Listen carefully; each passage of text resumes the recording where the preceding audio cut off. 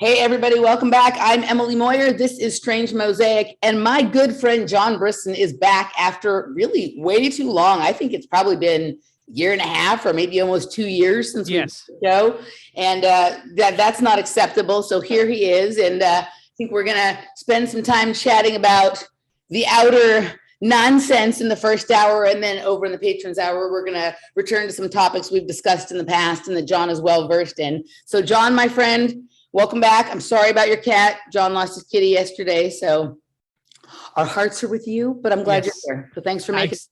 Yes, of course. I'm glad to be back, Emily. Yes, it has been far too long, even though we've had numerous private conversations beforehand, but I am glad to be back. Thank you very much. All right. So, I think the last time we did a show was like in the early months of the lockdown kind of thing. And, we have a lot of like new iterations of bullshit and a lot of like the same old. One of the things I appreciate about you, well, there's a lot of things I appreciate about you, but we actually, I think, don't agree about many things in terms of like how we think things should be or our perspective on things. But each one of us has like sort of a narrowing of the distance between what we say we believe and how we act that we're pursuing with what we're looking at. And I watch you, and sometimes it's always a good lesson for me because your brain does the same thing that mine does. It does it on different topics. It maybe pays attention to a few different things, but there's like certain things that your brain wants to do that like you just cannot help yourself. You cannot stop yourself from doing it. And so I watch you, and sometimes it's instructive for my own self on like when it's effective and when it's not, because sometimes I think we get in our own way and it becomes impossible to find a solution for anything because we know like what lies in the nooks and crannies of everyone's like underwear drawer, right? So I observe you, and that's helpful for me. But I'm also constantly, there's no way forward for us if we're looking to come to agreement or consensus as a world. But there is, I think, a huge way forward for us if what we require of people is that they're constantly narrowing down the distance between what they say they believe and how they act in the world, right? And so when I look at you, I can listen to and I'm listening to you. It's great practice for me to not only learn how to civilly disagree, but to really sharpen my intelligence around that. Right? Like to listen to some of the things you say, like, I don't, I'm not a religious I don't know that I would consider you religious, but I will say this, you're the only person who I'm not offended by on some level when you say as a Christian or as a conservative, because most people who say that, my microphone just looked like it went off a second. Hold on a second. Most people, when they say that, let me just see if I can get it to work. If not, the secondary microphone on this computer is actually pretty good. Let me just check and make sure. Uh-oh. All right, let's see. No, it's not giving me the correct microphone here. And elites expect a metaverse to work properly in the future of us living in some sort of Muskian, Peter Thiel, electronic hellhole when basic technology can't even work, right? Let's see if I got it. No, it still wants to. All right. Do I sound okay? Yes, you sound perfectly fine to me. All right, then I'm just going to leave it as it is and we'll go like that. Okay. Anywho, so most people, when they say that, I get the feeling that by saying that, they're excusing themselves from having to narrow down the conflict or the contradiction that I've spoken of, or having to show evidence or to make sense or to acknowledge that there are other reasonable ways to perceive things or whatnot. It's like it's kind of like when a police officer shows up at your door and shows you his badge, like then they're allowed to do whatever they want. And that's always been the way that, not always been, but for a long time, I feel that that's how it's been used. and it, amplified even more so in like the Trump years and that kind of thing, right? But when you say it, I know like you actually are conservative in your beliefs, right? You actually are conservative in your beliefs. You don't require everyone else to have those beliefs, right? And you are, I'm still sometimes, I don't know that I understand Christianity in the way that you perceive it and express that you are, but sometimes I listen to shows that I'm like, okay, I have no idea what this is even about, but I'm listening to you talk about it because I'm trying to get a sense of, of what it means to you and how it affects the way that you operate in your various domains in the world. And I sense that you are taking those lessons and applying them, and you're practicing every day in the way that you communicate with people. And I really appreciate that and respect the full spectrum of learning I get, even when sometimes I can only pop in, for 10 or 15 minutes here or there, but I always hear something sort of interesting. And I always am able to identify, okay, how the person who John Brisson believes himself to be is showing that in the way he's presenting his work and behaving in the world. And I admire that. And so thank you for that. And with that, and I would say the same for you, Emily. I mean, I listen to you. I don't necessarily agree with everything that everyone says. But I mean, a lot of people, me and Billy, Billy's one of my best friends, Billy Ray Valentine. And Billy and I disagree on things, and we've had discussions and stuff like that. But at the end of the day, we can still be friends. And I think that's kind of missing from the world now, is everybody's so polarized in their own beliefs that they no longer try to connect with people, or they no longer try to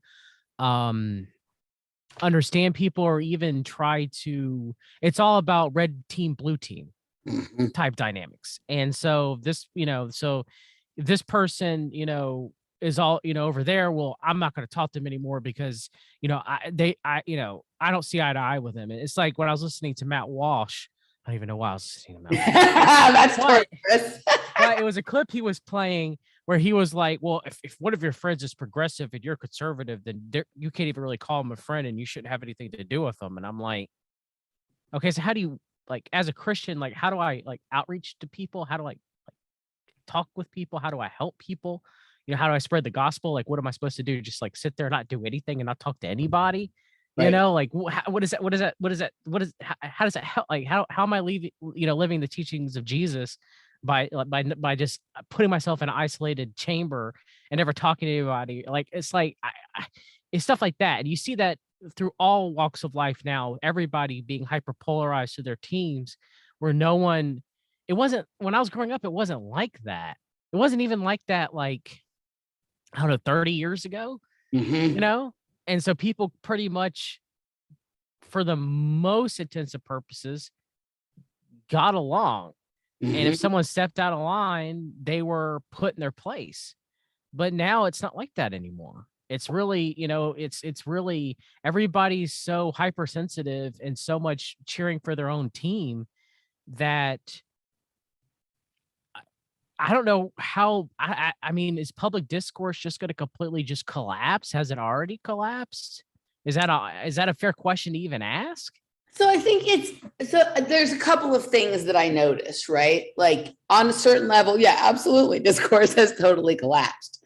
But I do think we're in this like weird space where whatever happened for the last couple of years, everybody, almost everybody, there's still a few people who found so much meaning in that they, and so much purpose that they can't let go, are so fatigued that like there seems to be quite an unspoken agreement that like let's just not talk about the things that we disagree upon, and like let's go out and have a good time. Like I have improved relationships with family members and with certain friends and whatnot, not because we've like come to any sort of like consensus or agreement or understanding on any of the issues, but it's like I think that I mean, I don't know if this was a mistake on the part of the the overlords, or if it was a side effect that they were willing to accept as part of just fatiguing people in general, right? But at least here where I live, it's not like I'm able to interact and function for the most part with people that I disagree with, which is. Do you think it's just a digital world where there's a problem?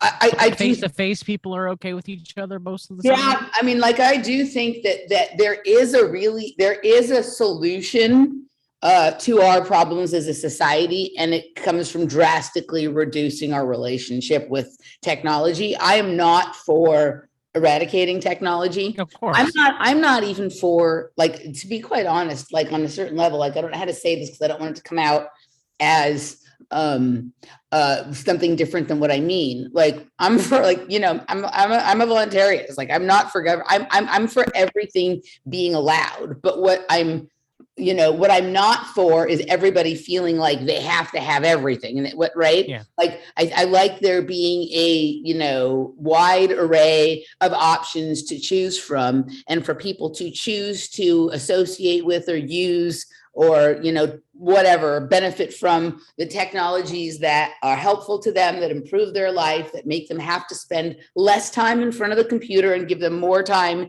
with their family or friends or out in nature, even if it means they use a technology that like I don't like, as long as it's not like actually really harming me, not just hurting my feelings or something like that. But then I'm for there being all those options.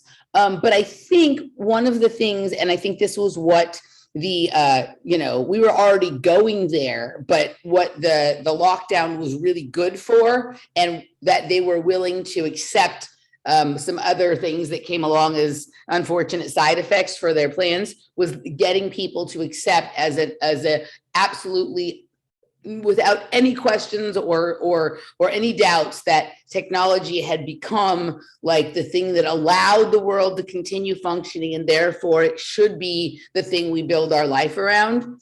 And so, for me, I think that's what that is. I think that's where the bickering mostly occurs. Not that there's never any, but it's not as, you have to have balls to say the same thing to somebody in person that you say to them online, right? And most people just don't have that level of balls. And when they do, on some level, even if you disagree and you think they're crazy, you got to kind of respect that, because wow, cray. But, so, I guess for my own self, it's like, and then people who don't want to do that, they tend to become, I don't want to use any of the technology. I don't want to use any of the cryptocurrency or the new form of AI in my business or any of this kind of stuff, because it's like an all or nothing. It's like, I'm either like completely rejecting the Borg or I'm assimilating with it. And I think we just have to change our relationship to it. And one of the no one's completely rejecting the Borg unless they're Amish at this point. I mean,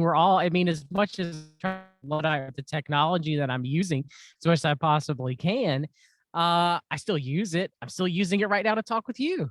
I hear people that you and I both, since the first day we ever entered the alternative media space, we hear people fantasizing about creating a life or a reality or a system for themselves that is completely outside of this and doesn't use any of this. And like, that's fine if that's what a person wants to do, right? But that is also creating a lot more work for them that doesn't allow them to do the things that they really love or that they really enjoy, right? So that's fine. But, so what I do think, though, is that like we have to be really clear about how many things we want technology to be involved in.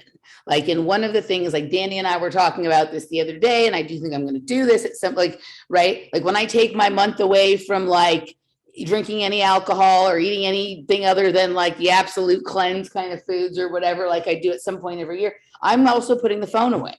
Like, I'm going to put the phone in the safe for a month and see, because when was the last time that you went for more than a few hours or a few days without having the phone in your pocket or in your backpack or whatever? We have no idea the level to which it is controlling us. We recognize the level in that, like, okay, my wife won't stop calling me and driving me nuts, or the kids always want something, or the whatever, right?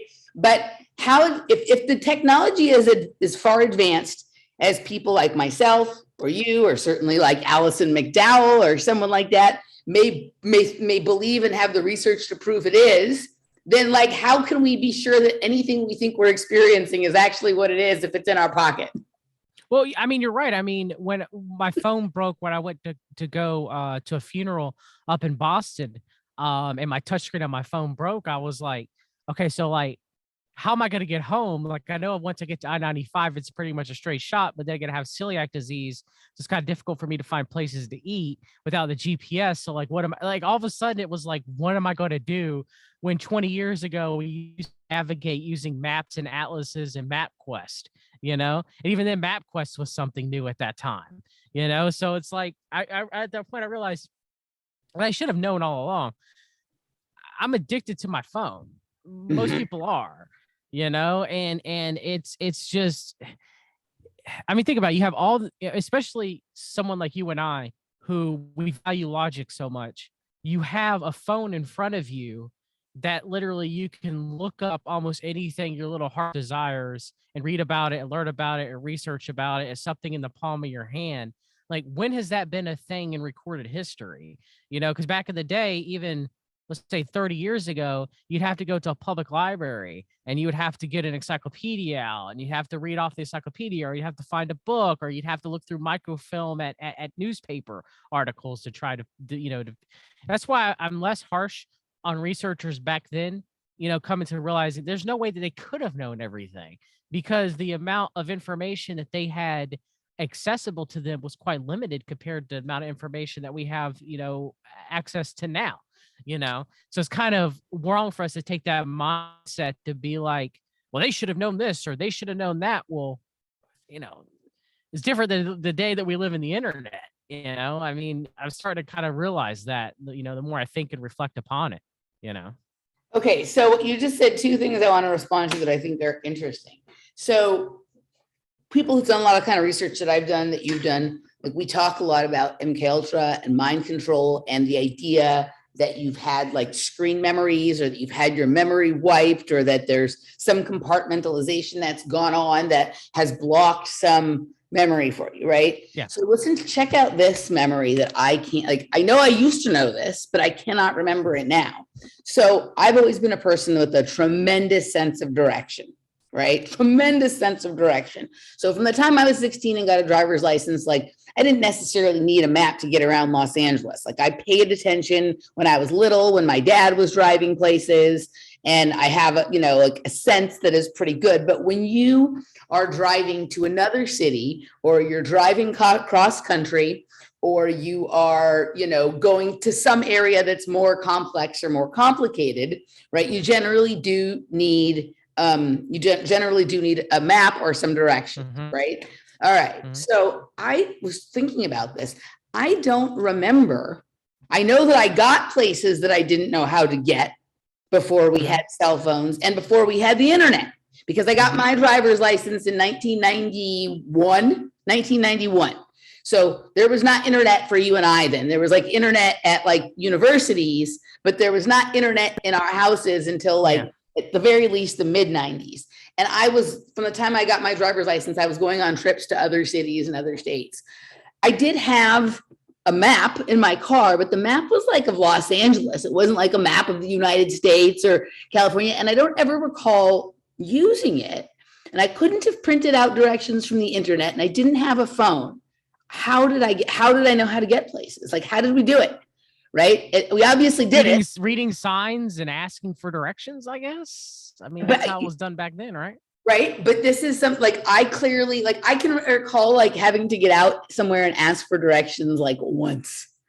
Right. So there was obviously some thing we did, right, before we left, whether it was get, instruction, but I can't remember what that process was, because the new way of doing things has so overtaken that I can't actually remember. Like I remember that before we had cell phones, we knew each other's phone numbers. I even remember some of those phone numbers. But places, this being told how to go places and being directed and guided somewhere has become so prevalent that like I would be really like I would love to have a conversation with someone who does remember how we knew how to get someplace we'd never been before if we weren't using a map, because I wasn't, right? And so it was just it was an interesting thought. Like that memory has been like that I have either some blockage over those memories or they have been wiped, right? Like it's and that's a think about that. Like that is a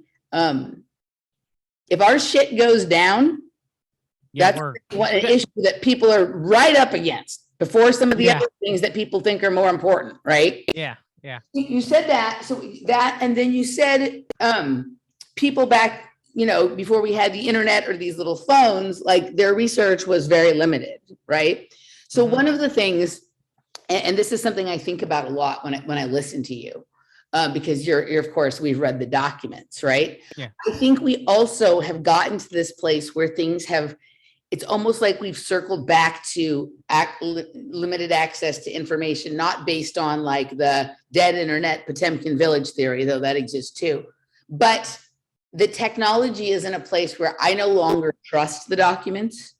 Right? Like I no longer like there are so many documents available and they seem to carry so little weight in so many things that I am of the opinion at this point that a lot of the things that we have thought of as the holy grail of documents, like not always, but for a period of time and for segments of our research, that it's entirely possible that these are created or faked documents, right? And that doesn't mean we shouldn't look at them. That doesn't mean that they can't be part of the research. But it's different than when like, you went to the library and you went through the stacks, and you found the paper and it was on the sort of old yellow paper that it had been typed and there like, one letter in each word was raised. And so you knew it came off of a real typewriter from back then. We're in a different place with information and the research, like the methods used for research and the idea of reliable sources, I think has got to be different than it used to be. What do you think about it? We're drowning in it. We're drowning in information. Right. There's so much of it. I literally do my best to buy first edition of books so that at least instead of using PDF copies of books, because they can be changed. Like I'm going back to like the way people used to research back in the day. Right? Because, through technology, we learned that, well, it's likely that Albert Pike's World War letter to Manzini was a forgery. And, well, it's very much likely that was published by William Guy Carr, former Canadian Navy intelligence, in his book Pawns in the Game in the 50s. So it was like, okay, so did William Guy Carr write this up? Is this, was this become modern conspiracy mythology? Was it real to begin with in the first place? And so, people quote it now like it's fact, but all the evidence actually points to it being a forgery. So how much that we believe in conspiracy research, well, how much is it? I mean, how much of it is forgery? How much of it is true? You have the report on of Iron Mountain. We have Silent Weapons for Quiet Wars. Yep. I'd actually say, and I guess it's not to be too controversial, but the person that proved the protocols of the Elders of Zion a forgery, well, that was Alan Dulles. So yeah, right. I don't trust Alan Dulles, but make it less likely a forgery, right? Yeah. Right. So, it's like so. I mean, there's so much misinformation. It almost becomes, we're drowning in a sea of information. First of all, there's so much information out there that you have access to your fingertips, but it's all digital information. So has it been changed? Have the PDFs been changed? Have the documents been changed? Are they the real documents that we have? That's why I spent, researching the Finder's case. I had to, can I get hold of the original documents or any documents I can get hold of that people had back in the day? And I was able to. And then you realize, okay, well, we had the printed investigative leads memo that was put out in Control magazine. Well, I have the actual full investigative leads memo here, and well, there's missing paragraphs and information out of it. So what happened to that? Why was it lost in translation? You know, like, is it just because it's digitally printed that they took some stuff out, or what? You know, so I mean, I've gotten more of trying to actually get my hands on physical copies of stuff as old as I possibly can, because that's the only way at this point. You know, they're able to modify so much information on the internet. You know, but then again, they were modifying information back then too. You know, The only thing that having older books or documents does is gives you a better understanding of the basis upon which the later understandings, determinations, research on the topic, like where it's got its basis. It doesn't mean that it's like necessarily the truth, right? But it gives you some idea of like what the starting point for something was, right? The other thing that I don't even know if this is a consideration that people make, but and again, not even enough people are familiar with like the Smith-Mundt Act, right? And that the whole thing with the, you know, being able to distribute propaganda to the Americans the way that they have always done it, you know, overseas, right? So, but people think that that's just about the media. It's not. How, like, that could also be governing what's released on like .gov websites and .edu websites and whatnot. And so, like, I think it would be a perfectly not legitimate in any way, but perfectly legitimate idea to think that the government, in order to take people's temperature, distract them, dissuade them, confuse them, would go ahead and release documents and executive orders and, you know, copious pages of information on the CDC website or this or that aren't true. Some of the ones that are true mixed in with them, and allow people to vent their rage or spend their time digging through or, you know, trying to uncover the things that aren't true, right? Literally, propaganda means mind control, is a form of mind control, and the word government means mind control. So everything that they're doing is some form of that. And so the idea that, like, no, it's just they're going to put their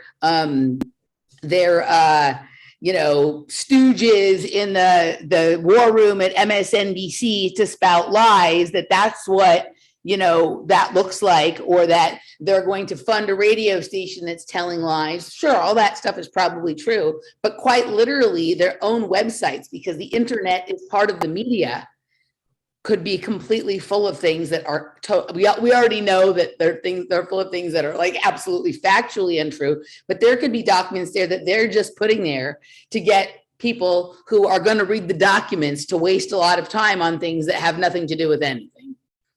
I agree. It's like the punctures and the released Pfizer documents, right? The page after page of the page. Like, people are like, John, go read the Pfizer documents. And I was like, right. Don't I already know these things are a problem? Like, are we sure this evidence, this information is legit? You know, like, you know, it seems to me too much to be like red meat. And I know that may anger a lot of people, but I mean, it's just how you know, people are like, keep looking at it, keep looking. And I'm like, yeah, but the people that are releasing it, they're kind of like, you know, Council for National Policy, America Frontline Doctors people, you know, I'm not saying, like, I'm, as a natural health practitioner, I am against the punctures, don't get me wrong, but like, something's not, 2 plus 2 doesn't equal 4 here. Something's off with this, you know? And so I see that more and more with things that are being, it's like with the Finders documents. The FBI released information from their vault about it, but I can say it's legit just because of my knowledge of the case, for one, and two, because I have other prior old documents, you know, and, you know, people I've talked to in personal interviews, you know, that can back up that information, you know. So I'm like, okay, so this seems like what they've released, from what I could tell, is real, from, you know, at least from what I could, you know, but some of it's probably misinformation. You know, that's the thing, is we'll never, unless it's horrible that we reached this point in history, but I guess maybe it's always been this way. Unless you're actually there. Correct. You might not know what's going on. Even if you are there, you might not fully know what's going on. Right? Like, the amount of discrepancy that there are between people's recounting of an event that they were both witness to or participant of is fantastic under the best of circumstances. Like, right, even if you're just like going down memory lane and trying to like relive some old good time, like I'll remember it different than my sister. That disparity becomes greater when there's controversy over the event based on it being perceived to have like, you know, some importance to the way the world is going to play out, right? Yeah. So there's that for sure. I mean, but yes, I think talking to people that were there at the time things happened can be helpful, because there's certain things that only people that were there could know or not know, right? But that's what investigative journalism used to be, right? But no longer, very few people ever practice it anymore. Very few, you know, very few. I mean, there were people that were shot there, like Dave McGowan, when he was writing all his books and doing all his research, worked as a barista at a coffee shop. And I was like, yeah, truth sells. Who's buying? No one's buying it. You know, they want to listen to their Q schlock or Trump's the God Emperor. You know, that's where we're at. Right. And I got, maybe it sounds bitter, and maybe sadly, maybe a little bit of it is, because you're in this, you know, you're trying to get the truth out to people, and you know, they want the spoonful of sugar makes the medicine go down type aspect. You know, it's sad. It really, like that Dave McGowan's life is really the truth about what happens to a person who does real research, uncovers something, and then what happens after that, right? Yeah. That is really more how it goes. Like, you know, it is not hundreds of thousands of millions of followers on YouTube with tons of sponsors and blah, blah, blah, blah, blah, right? You know, that it ends a very different way. So one of the things that I hear you, there's a couple of things going on right now that I'm going to just take your temperature on in just a few minutes. But I do have one question. Like, after knowing you for all of these years and listening to you and like, you know, I guess sometimes, like, I'm curious to know, one of the things you say is, this person's not our guy, or so-and-so is not our girl, or whatever, right? And I certainly do this too, but like, you spend a lot of time debunking ideas in people and questioning the motives of people, like all important things. But it gets to the point, and I brought this up earlier, where there can be no solution. So at this point, right, what would it, like, since I'm assuming, and correct me if I'm wrong, like, I'm assuming that you think there is a place for governance and government and that kind of thing, yes, in society. And I probably am, you know, I probably have a different view for the most part. I guess I see it as locally, voluntarily, like as an opt-in or opt-out thing. If you want to, I could see it would have a place. But since I know that you do, what would it, someone being our guy or your girl or someone, you know, just because we're all human, we all make mistakes, we've all been wrong, and the ability to come back from having been wrong is part of the growth process. What would a solution and a person who could sort of represent that solution in some way look like to you? What would that be? How would that play out? What is it you're looking for? I'm not even a solutions guy, so you're asking the wrong person. You know, a lot of people, you know, they get their knives out, you know, they're like, well, you don't have any solutions. And I'm like, I'm not asking you what your solution is. Well, I know. Yeah, I know. It's just how, I mean, I think my job, if we're looking at it from a personality type wise as an INTP, my job is just to smash people's logic over and over and over again and be like, this is wrong. And I do it indiscriminately. Like, sometimes, you know, I do it without even thinking about, basically. Sometimes it might be cruel to do so, you know? And so, you know, I'm the type of person that destroys, you know, there's certain personality types that do this, is why they, you know, exist. Is I'm a worldview shatterer. I destroy people's worldviews and they end up hating me for it. And, you know, and like my worldview has been shattered. I can't tell you how many times, you know? And so eventually it comes to the point where, you know, like, when I say someone's not our guy or our gal, it's like, prime example of that's Tucker Carlson. You know, It's like, he's blue blood Swanson. You know, I mean, like, he, you know, there's no difference between Anderson Vanderbilt Cooper and Tucker Carlson. Both are CIA controlled, mind controlled, elitist agents for the Mockingbird Media Fourth Estate. I mean, they're literally no difference. Like they're literally the same. Literally the same. But people on the left, they love Anderson Cooper, and people on the right love Tucker. And Tucker can't do anything wrong, and Anderson Cooper can't do anything wrong. So, I mean, so all of that you just described, like that's very, like that makes very good sense to me on a certain level if you're an anarchist, and because of this is why we cannot have government or a ruling class type of thing like that, right? So that's the part that's always interesting to me, that after all of the things that right, and having this sort of framework and what you said, it's my job to smash all of these things, that you would still think that there was a rightful place for government, right? I still think there should be. I think there has to be, because in my opinion, and that's why I don't think anarchy would work. But then again, governments don't work either. So if you ask John, what's the solution? I'm going to tell you I have no earthly idea. I don't think there is one. All right. But, so if it was complete anarchy, in my opinion, people are not at their high enough level of agency. I guess from a Christian perspective, another way of saying it is we're all fallen in a fallen world, that since there is no restrainer, which is what government is supposed to be, corrupt or not, it's supposed to be some sort of restrainer. Okay.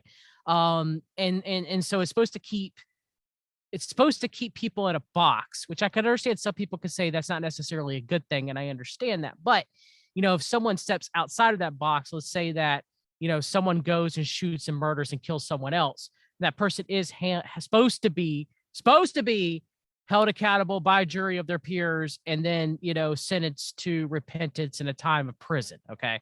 And I understand that prisons are corrupt and they're horrific places. And I don't necessarily, I myself am no longer pro death penalty anymore. I think, a person never has a chance to come to Christ or to redeem themselves if you just kill them. There's no, it's gone. It's snuffed out, So I understand that some people could say, well, your statements are contradictory from a logical framework. And I understand that. But at the same time, all of us have our idea of what the governmental structure or lack thereof should be. And in the end of the day, it's just utopian mind masturbation, because the elites are going to do what they've always done. There's no, in my opinion, and a lot of people get upset when I say this, I don't think it's never been stopped in history. And I don't think it ever will be stopped. I mean, the amount of evil kings in the Bible grossly outnumbered the amount of righteous kings in the Bible, like David or Hezekiah, for example. So it's the same for leaders. Like, I would say that none of the American presidents have ever been our guys. Okay. I don't even think JFK is, and I could go into why that is, but like, I don't think any of them have been. Yeah. And so, but at the same time, you say, okay, so why do you think government should exist then? Because even though it is evil and even though it is corrupt, it is, for all intents and purposes, nothing is 100%, because God has created the universe and everything, and God is good. There is an ontological good aspect to everything that he has created, or everything that is pushed forth by his divine hand. So, yes, nothing is 100% evil, not even Satan. Okay. Yeah. So because of that, government, in my opinion, does serve a purpose. And it can be more corrupt or it could be less corrupt, and it can go from a sliding scale. But the purpose of government is to act as a restraining force, which some people could say that's bad, and I understand that. But I do think that there are, even with all the evil that our taxes go towards, as far as war and bombs and destruction and drug trafficking and human trafficking, there is some good that comes out of your tax money that does help people. You can't, people can't. And I don't like paying taxes. I'm not, I don't like doing it. And a lot of it goes to a lot of evil. But some people would say, I guess they would look to us, Emily, and when they would point fingers at us and they would say, you destroy worldview paradigms, you think everything is evil, and I'm like, not necessarily. No, I really don't. Like, I think, and I hope I'm answering the question. I think government does exist for a purpose, and that purpose is to kind of, it's crazy as this sounds, temper down evil, even though it's mostly evil itself. I know that sounds insane, but I mean, or what you saying? Are you? Is it? Let me just I think so. There's two fascinating things that are happening here as I listen to you, and I'm going to ask you this question first, and then I'm going to tell you something really funny, okay. And then I'm going to make an assessment of you. Okay, so are you saying it's kind of like just like guardrails, like when a baby is learning to walk, you have like the baby gates, or like when an old person you have in their shower, you put those rails there, and they may or may not use them, but the awareness that they're there, right, it keeps them from falling too far, but also keeps them from just like, you're not wanting to keep your baby a prisoner, but you're not wanting the baby to walk out into the middle of the street. So you're just saying it's guardrails, and there's a function to guardrails, even though sometimes they are not. Sometimes the guardrails got spikes on them and it hurts the baby. Spikes, or sometimes we get these people in there who like scoot them in too tight or let them out too far. But you're basically just saying you're looking at it as that a person needs to know that there is some boundary or some limit. Otherwise, it's hard for them to find meaning, purpose, structure, focus in life in any way that is conducive towards a functional society. Is that what you're saying? Yes, I understand that the elites don't live by those rules that are enforced. Mm-hmm. I understand that, and I know it's extreme. I know it doesn't. Are you saying that there wasn't government for everyone else, and everyone would behave like this, and it would just be like this huge baby eating buffet? Not everyone. Okay. Not everyone. Right. But there would be more people to be able to live out that, in my opinion. See, I don't think it would be utopian. People would respect each other, kind of like most anarchists look at it, where, kind of like I think it would devolve. Actually, in most cases, it kind of does. It devolves further into chaos. Mm-hmm. And even though the government structure of itself, it wasn't even the governmental structure that God designed in the Bible. Okay, what we have now, which is divine right of man in the United States of America. Okay, so like even divine right of kings wasn't even the structure. All right, so it's like, yes, the structure is corrupt and it's falling apart, but it is still there, and sometimes it does still work. And if the baby gate broke completely, there would be no structure. Do you think there's any other country on earth that is doing government well, or at least better than the United States is doing it?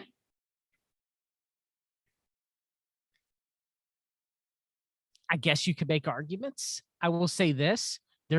I'll say this, and this is very selfish.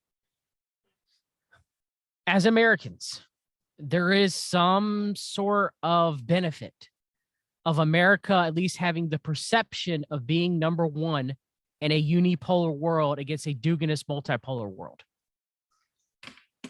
And so you have to ask yourself, if other countries stepped up and did what we did as far as the evil is concerned, as a government, as a country, not the people, but like the ills and evils of the United States of America. Okay. If Finland started invading countries, there, right? Or China or Russia or some other country, right. Would it be worse?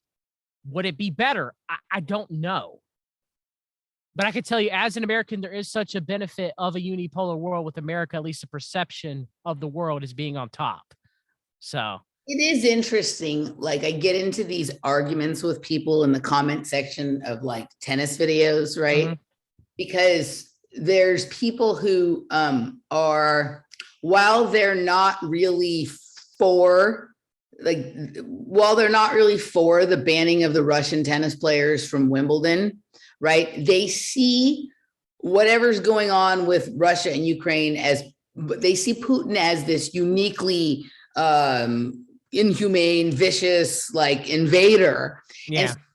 And when there's some people who are like, well, I'm not really for it, but I can see that it's the only thing that can be done. Or there are some people who are for it, and there's people who know nothing about geopolitics, but of course they're standing with Ukraine and whatever.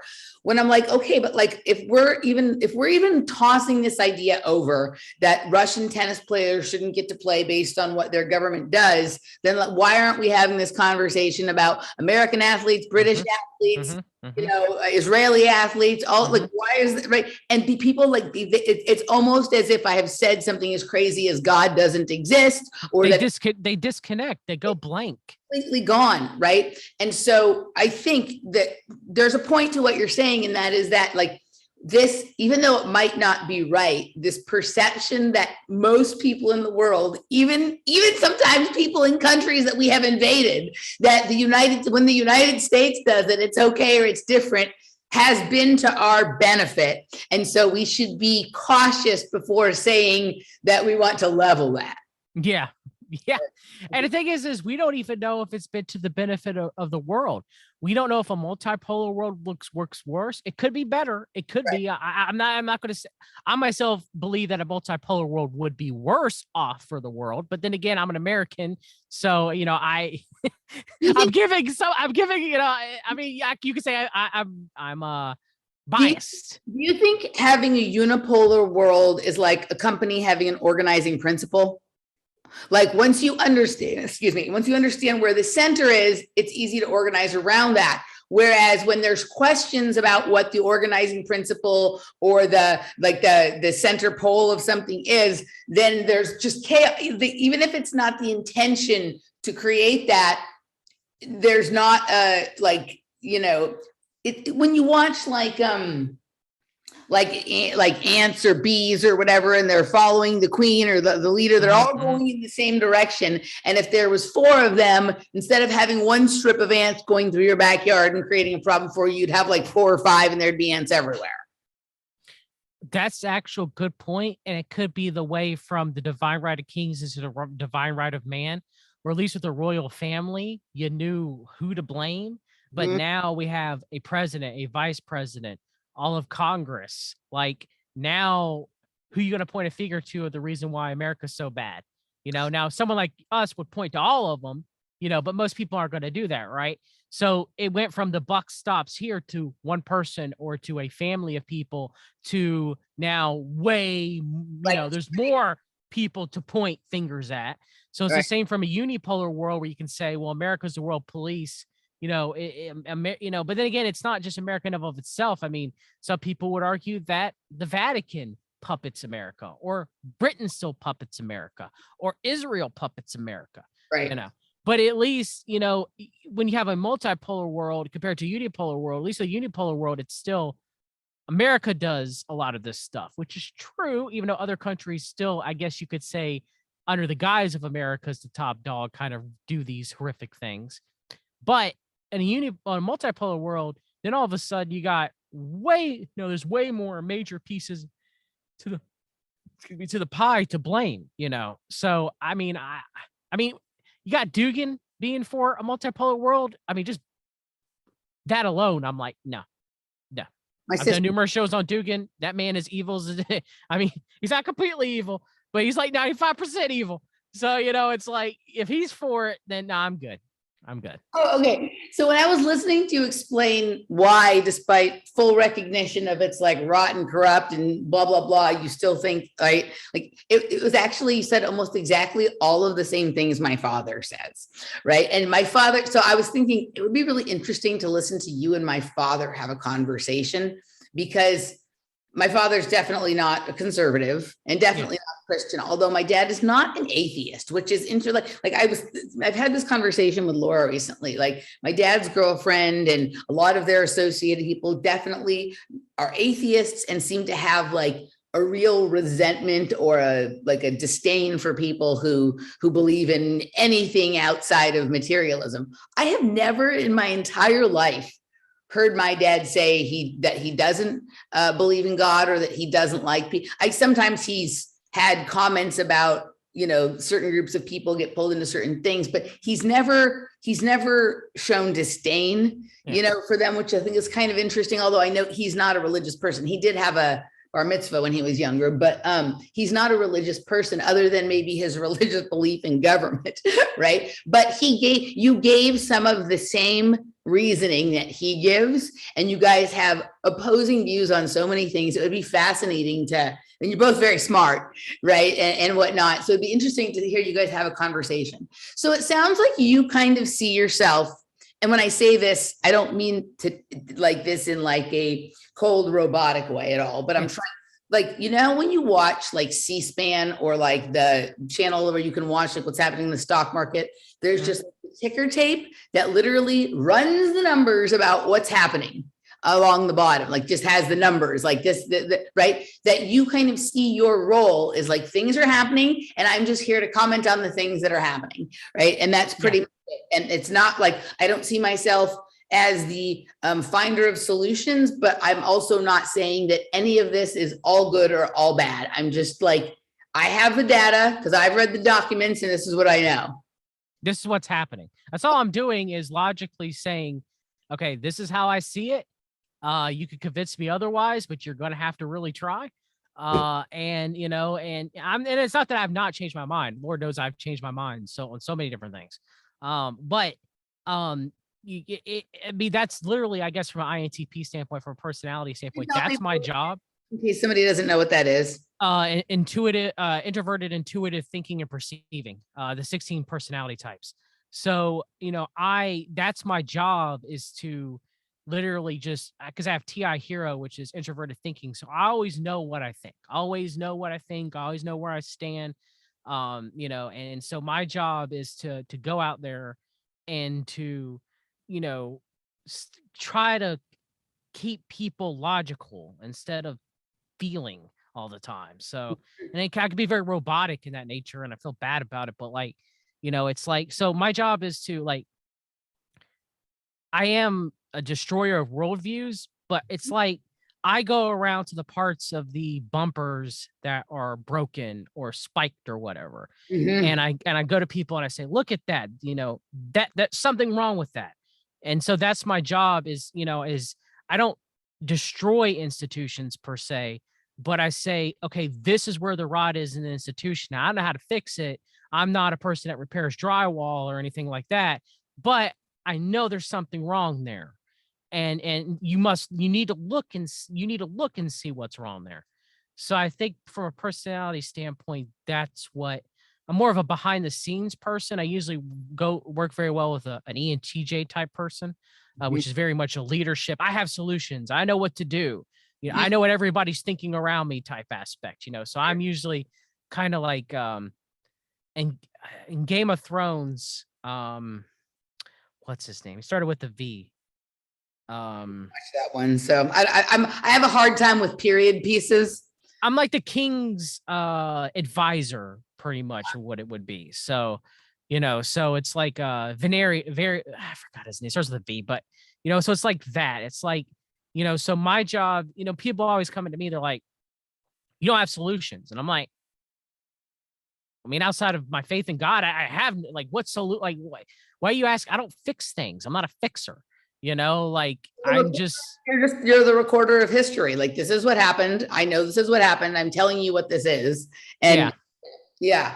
So, okay. So the two more things, and then we're going to move over. We talked about, a few things that I thought we would, but we didn't go the way that I thought we would, but I like this conversation. Is there anyone that, when I say, like, has a significant presence in the political landscape, or in like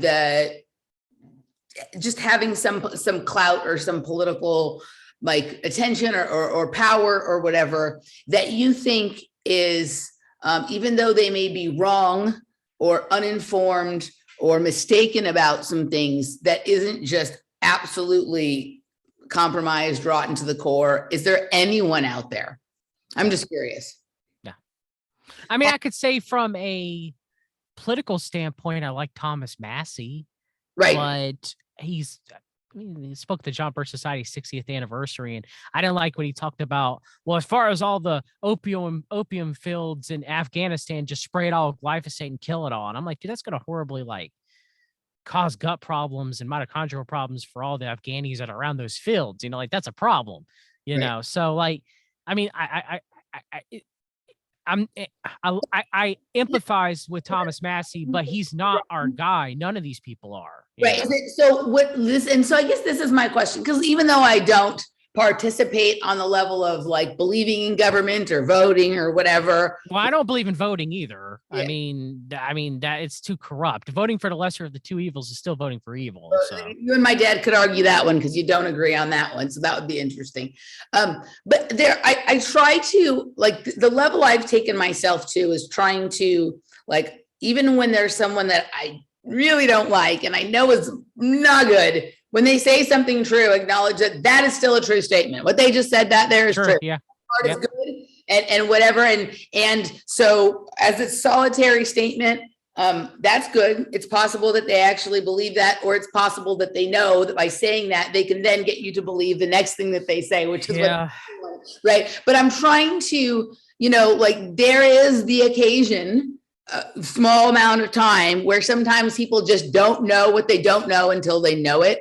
And I'm trying to consider that, because I do think there's a few people that we've lumped in. I'm not saying I even know exactly who they are, but I'm getting the sense there's a few people that we've lumped in with all the rest and they're not quite exactly the same, right?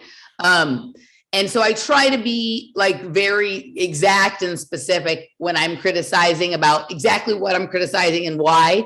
And also offering, like, if they were, if they were to explain this or say this or do that, or not that they have to do what I say, but there are things that they could do that would make me not suspicious of them, right? If they, like, and I'm not saying that they should do it because I say they should, right? But it's the kind of thing that, like, oh, okay, if they don't know this, then they need to just say, like, I don't know this, and I'm open to hearing about this. And then after they've had that moment, if they have something else to say, I'm willing to reconsider some things I've said about them in the past or whatever. But okay, I was just curious as to if there's anyone. So is it possible that Thomas Massey is just wrong or small-minded or short-sighted on certain topics, and that he isn't in some way, like the John Birch thing has always been really weird to me, right? But like, we've all been involved with something in our life that's a keyword or a code word to other people, to like, oh, they do that, or they went to this, or they went to that, or whatever it is, right? Yeah. So sometimes I try to, I don't know, it's hard, like, if we're running purity tests that way, it becomes like impossible to ever find someone who's not. But I also understand the disgust and the gut feeling that comes when. Well, anybody in Congress, I would say, is sold out. The Supreme Court justices are sold out. I can go through Clarence Thomas, definitely why he's a horrible, reprobate human being, Right. I mean, he was involved in the Franklin scandal, with Lawrence E. King, So, I mean, like, once you reach that level, no. But are there some people that I might go after in the alternative media, for example? Right. I'm not going to name names. Right. That at the bare minimum, maybe they're just opportunists and they just like getting a paycheck, but they don't have any ideological views or really know whom they serve. I mean, yeah, of course. I made mistakes in the past, that people do. But I think once you reach that high level of government, I mean, some people maybe say Paul Wellstone, maybe. I don't know. I mean, I don't think JFK was our guy. I believe the King Kill 33 ritual to usher into the New World Order. So, I mean, I think once someone reaches that level, I just don't see it. Yeah. No, I mean, I'm not. This is for me part of why, like, there is not a governmental solution. That the idea of government is a hopelessly, like, breeds exactly that which we're speaking of, right? So it's where my difference of opinion with you about government, I think, comes in. But your assessment of the people, I pretty much agree with. Right? Yeah. All right. So the last thing is you brought it up, and it's funny. Laura and I had a conversation about this the other night when we were like just before bed. She was like, I've never heard you talk about the death penalty. Like, what is your viewpoint on the death penalty? Right. And because she says that you have opinions about everything, but I've never heard you talk about that. And, you know, you said that you've shifted your opinion on the death penalty. And I don't know that I've ever had a strong opinion one way or another, because while I don't like the idea of the death penalty, I also think it's unfair to like keep somebody alive and in prison with no way back to being a member of society that has any kind of life worth living, right? And so I have mixed feelings about that, and I don't know if I don't know what the answer to that is, right? Like, I don't know if the answer is the person should get to have some choice in the matter themselves, like whether they want to, if they're going to be in prison their whole life, they want to be in prison, or they want to be, you know, put to bed or whatever, or if we as a society and need to not accept the idea that we just put people away in a box and say they're bad and not offer them any path back, right? Mm-hmm. And that our failure to do that is, as a society, is actually the basis for a lot of the other problems we have, right? That when we don't like, when something does something that offends us past a certain level, we just put them over here. We just pay to put them away. We just pay the problem to go away. And we don't, you know, and just warehousing people and stocking them like they are like the reserve shelves at Walmart or something like that.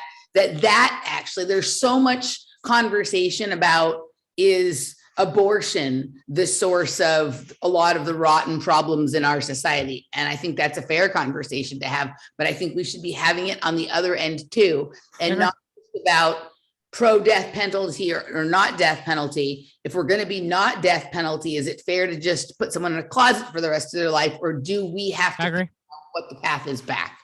Yeah, I mean, I believe prisons need to be reformed in the United States of America, hands down. I mean, I'm against for-profit prisons. That came out of Jack Eckert, who was a Council for National Policy member in the Heritage Foundation. That's where corporatism of prisons and for-profit prisons came into being. And so, I mean, I myself, yes, I used to be very much when I was a New Ager. Even, you know, during that time I was a white nationalist too, and I've talked about that. You know, I was very much, you know, just kill them, you know, just straight, you know, just like, you know, just so hate my heart, you know, and my wife would always have the, you know, you're a nationalist at the same time. What happens once you become radicalized, you usually go all the way to the other side, you know, so it's kind of interesting. And I've discussed it. I mean, it was the whole 2016, you know, psychological Trump warfare. That was, yeah, I mean, I fell for it hook, line, and sinker, you know. So back then, you know, I was like, you know, very much pro death penalty, you know, very much, you know, the gallows for the elite type mindset, you know, and everything. You voted for Trump, huh? Yes, I did. 2016. Yes, I did. Now I understand why you have to be so critical of all these things. You're still swatting yourself for. Yeah. I've already repented to God, and I want to praise God very much so for pulling me out of that just complete psychological, spiritual warfare that I was in, and just how deluded I was. I mean, that's why I spent a lot of my time on my channel speaking out against this stuff, because I fell for it. I don't want other people to fall for it. It's just horrific.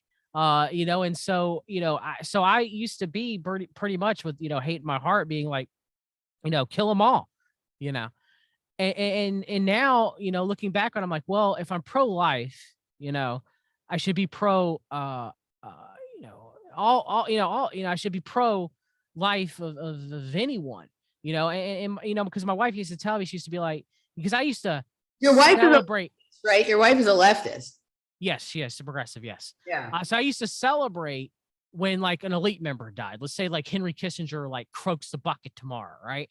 And I used to be like, that's right, he deserves it, you know, and all the evil, wicked things he does, and good riddance, and you know, I'm surprised someone didn't do it sooner, you know, that type of mentality, you know. And then my wife would, you know, kind of look at me with a little bit of disgust and would be like, you know, so like he doesn't like there's no chance of redemption there. There was no chance of him, being a better person, and I'm like, yeah, who cares? He's a horrific person. Who cares? And now, it's weird, I changed completely since I've become born again. Where, look, prisons are horrific places and they do need to be reformed. Yeah, I 100% agree with you on that. I do believe there are some people that probably do need to be locked away for the rest of their life, but it doesn't need to be in some sort of horrific torture, solitary confinement, unless they're absolutely violent to the point where nothing can be done. But I mean, like, they just throw people in there's a fine line there, and I don't know if it ever. It's we talk about utopian prison policy, okay? Like, I never think it'll reach there, But I do think that definitely prison reform could definitely be done, for sure. But for example, Jeffrey Dahmer. Most people despise Jeffrey Dahmer, right? Like, he's unredeemable. He's a horrific fallen human being. He's a serial killer. He's a pedophile. He can't. Well, Jeffrey Dahmer, about a year and a half before he died, there was a pastor that would try to minister to Jeffrey Dahmer, and there's hours upon hours upon hours of recording of this pastor speaking to Jeffrey Dahmer.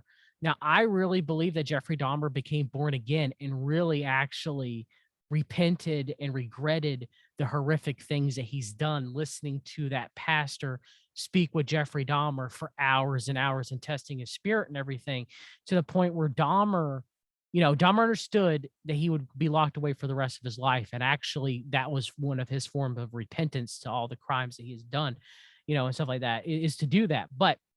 And I think he was actually killed. I think he was actually killed because of that. That it wasn't someone found, oh, look how horrific crimes Jeffrey Dahmer. I mean, I almost look from a spiritual level that Satan may have possessed this person to kill him. Kind of like somebody being killed because they left the gang. Yes. Yes. Right. And a lot of people, I guess real quick, a lot of people would say, a lot of people like, John, that's crazy, And I'm like, well, if we're really supposed to like love people and care for people and everything, like, is there someone who's irredeemable? And me as a Christian, I would say, anybody, if through God's grace, through their faith, could come to the Lord and can be redeemed, And so that's why I'm anti-death penalty, because a person, you take that chance of what you devalue them as a human being, and you take that chance completely away from them for them to repent or to earnestly, like, for them to make up for their misdeeds. Like, you take that away, you snuff that out. And so that happens to a lot. I mean, look at this stuff with I guess one last thing close. Look at things with like the revolutions around the world. And I don't think any revolutions have ever been for man. It's always been by the elite. But like, even the elite, even when you take them down, do they get a chance? Right. As fallen as they are, do they get a chance? Yeah. And they don't. So for me to be pro-life, I can't be like, just kill them, because it's not pro-life. It was totally horrific with the Gaddafi thing and whatnot. That was like absolutely like inhumane in every way. Yeah, I agree. All right, let's do this. Let's wrap this up. Let's move over to the supporter segment, where I want to revisit two topics that you're very much more well-versed on than most people. I want to talk a little bit about the finders, and I want to ask you about something related to that. And then I would like to talk about a little bit about Matthew North, because both of these topics have been sort of circling back and bubbling back up in the last several weeks. And you've sort of been there all along with both of them. Before we go, let people know where they can find your wonderful work, your research, and all your stuff. I'm not good at plugging myself. You can find me We've Read the Documents on YouTube, We've_read on Twitter. I have a Substack where I'm putting out my Finders book, $5 a month, $50 a year. And then if you sign up for the yearly subscription, I'll send you the PDF copy when it's done. I've already put out almost 2 chapters, almost more than 100 pages. About to start putting out the 3rd chapter now, which will be on the Finders. Information that we have for them between 1970 and before the Tallahassee incident, 1987. I also have a Patreon, Subscribe Star. If you have any gut health issues or, digestive issues, fixyourgut.com. Mainly deal with digestive issues. But yeah, that's where you guys can find me. All right, we're going to move over to supporters segment, patreon.com/offplanetmedia, emilymoyer.locals.com, or rockfin.com/Emily Moyer. We will see you on the other side.